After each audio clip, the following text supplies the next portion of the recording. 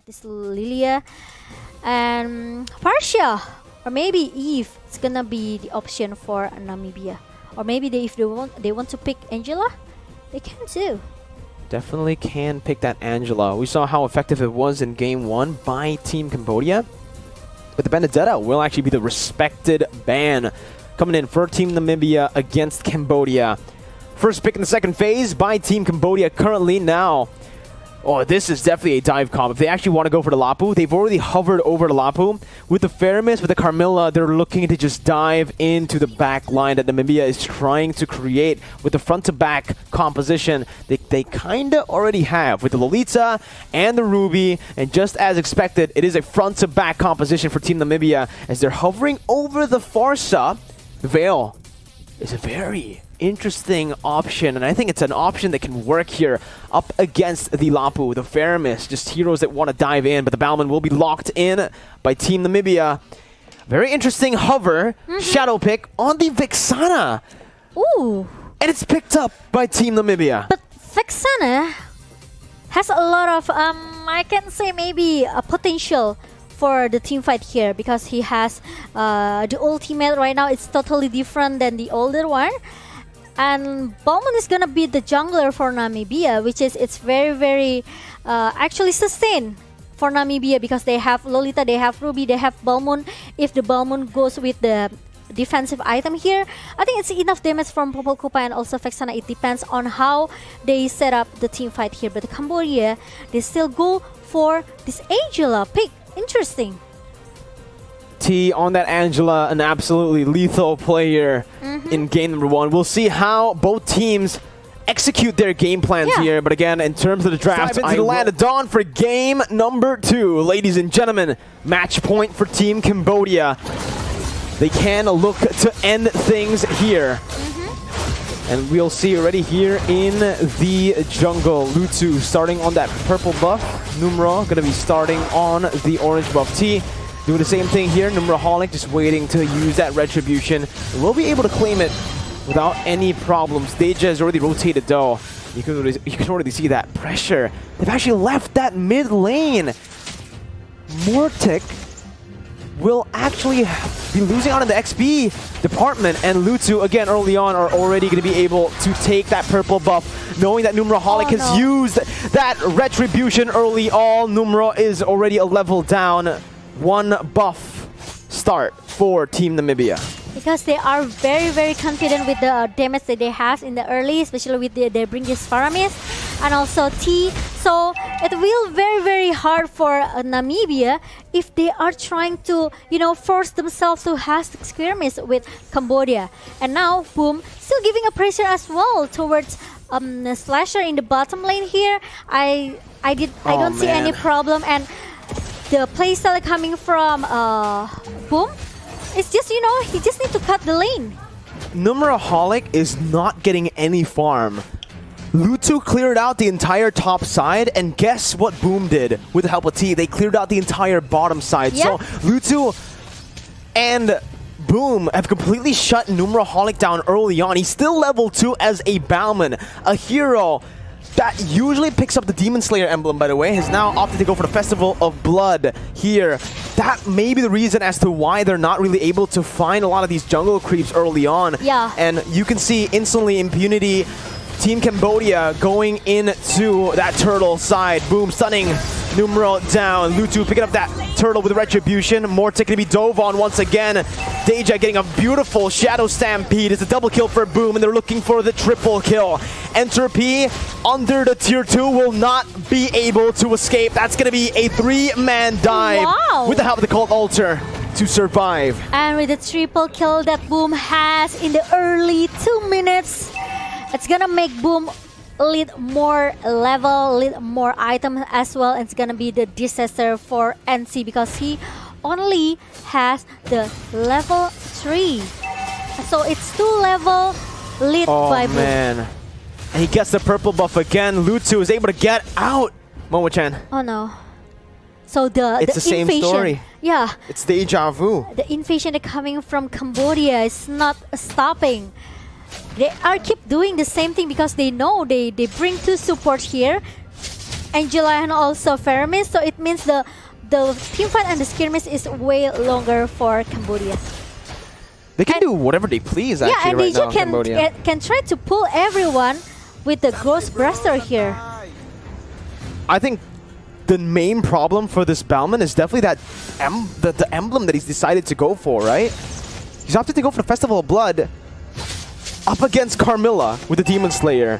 That's why Lutu is able to just stop him from doing anything in the early stage. They're literally just suffocating Team Namibia as they are going to be able to pick up another kill up top. Team Cambodia already now translating, converting objectives on the board. Boom in the bottom side. It's a 1v4 and Boom is going to be able to win it all. What? Jumping in with the bravest fighter with the help of the hard guard. Entropy going to be taken down as well. It's a disaster for Team Namibia. A double kill for Boom. 1v4.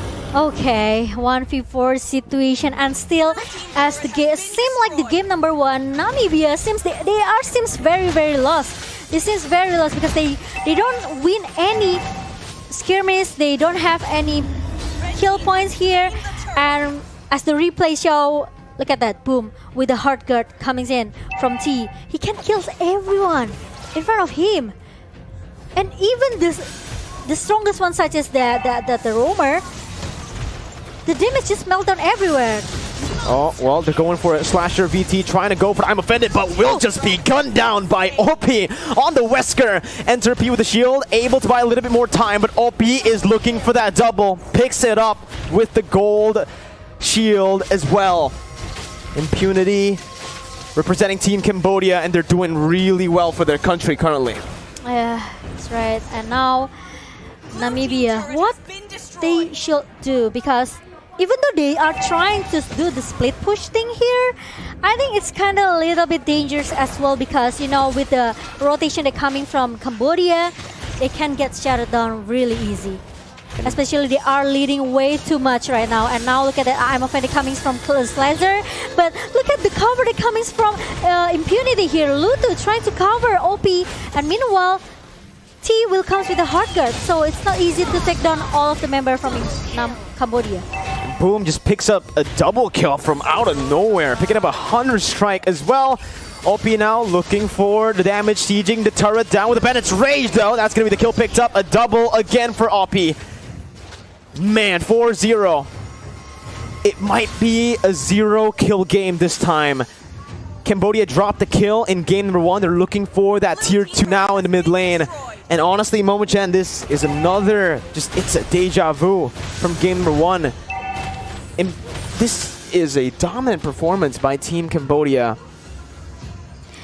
Okay, I'm so confused as well, right, Mirko? Because, like I said earlier, whatever they do, whatever their strategy they want to bring for the second game, they will get just melted down very easily. Look at that, Numero Homelick in the middle, taking the purple buff.